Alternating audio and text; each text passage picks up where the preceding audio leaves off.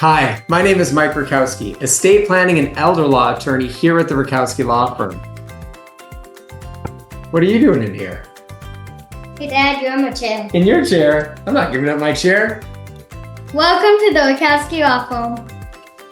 Hello and welcome back as we continue to discuss estate planning and how you can do it yourself or get support from an attorney near you. Today with me, I have Michael Rutkowski. We're going to continue our conversation from last video, irrevocable trusts. We talked about how there are over 60 possibilities of all the different trusts you could need based on your specific needs. Speaking of needs, there's also a trust dedicated to special needs, and that's what we're going to talk about today. Michael, welcome back. Yeah, thanks for having me. Yeah, let's keep talking about it. Irrevocable, irrevocable, we'll get it right.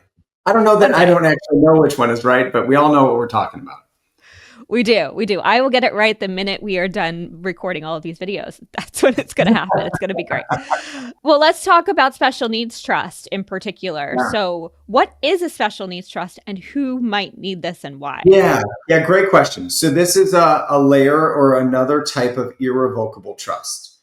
High level problem we're trying to solve here is that we're working with an individual or family where someone is receiving some type of government benefits. So whether that's an individual that's on SSI, Social Security income, Social Security disability, Medicaid health insurance, Medicaid long-term care, there's lots of different government benefits, but the main thing that we're trying to do is keep someone from getting cut off from those benefits. So let me give you an example.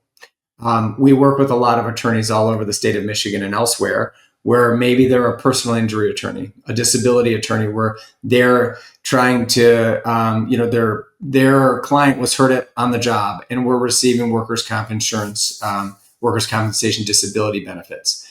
Well, if they receive a lump sum settlement from the employer because of their injury, that is going to be considered income and will kick them off their benefits. So maybe they're receiving a monthly benefit worth $1,500, $2,500. These are like significant benefits someone might be receiving. But if they receive that $50,000, $100,000 as a lawsuit settlement, that is going to disqualify them from their benefits. So the question is, what can we do to help? And there's these things called special needs trusts, also referred to as supplemental needs trusts, where essentially that money can be held in a trust for the person's benefit to kind of play simultaneously with the government benefits that you have. Like government benefits cover these things over here. The supplemental needs trust can cover the difference of these things over here.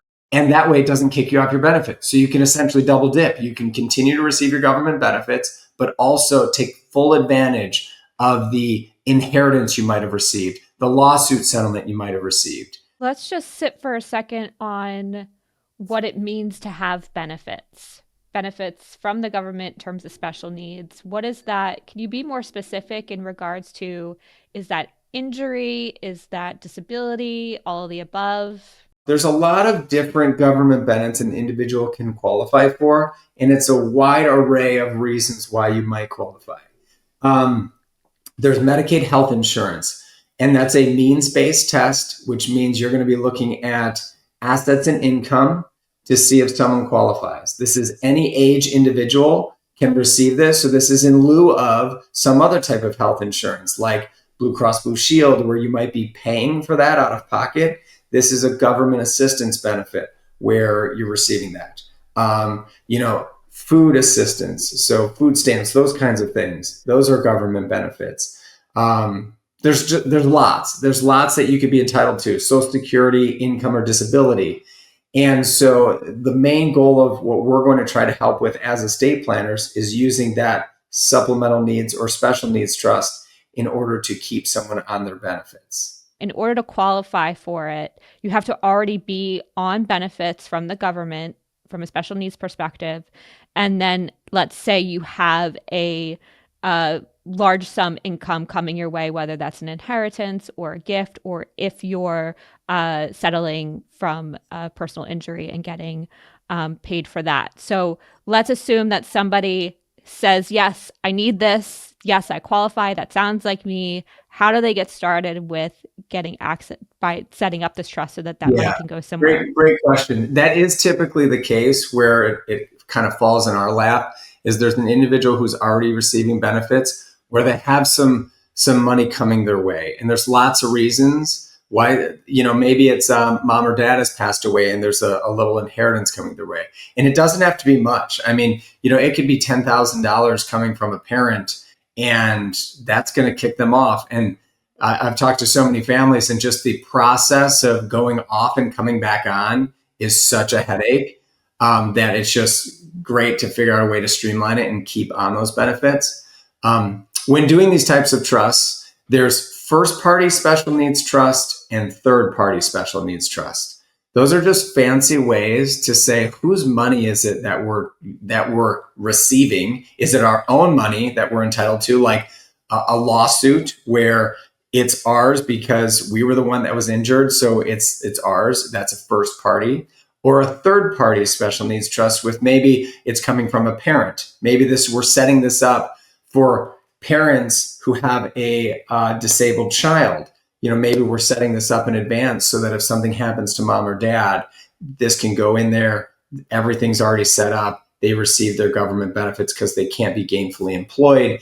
And that's like your third party. Someone else's money is third party. Your own money is first party. So the rules are a little bit different. They're a little bit more strict when it's your own money that you're going to siphon into there versus someone else's money. So in the state of Michigan, we call them D4A trusts. It's just the statute that governs this. What's really important about protecting assets of your own to stay on government benefits is a couple things. One, it has to be irrevocable. Both these trusts have to be irrevocable.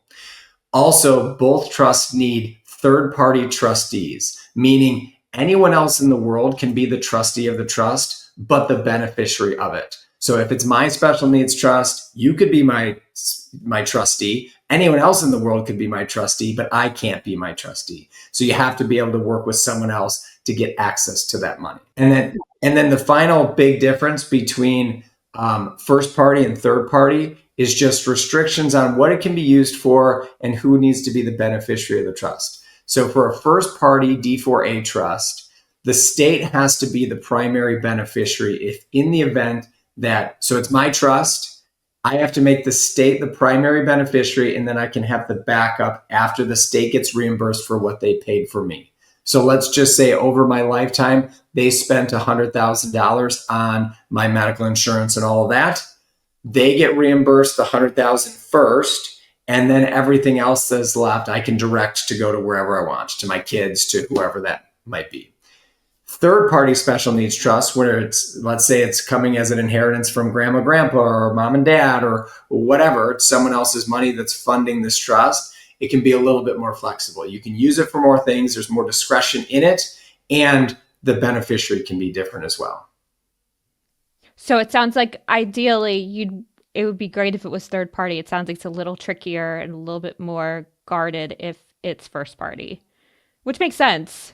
It does make people a little bit more nervous that the state has to be the primary beneficiary. And of course, I guess there's the risk that if you passed away close in time to creating this trust, that they'd get paid.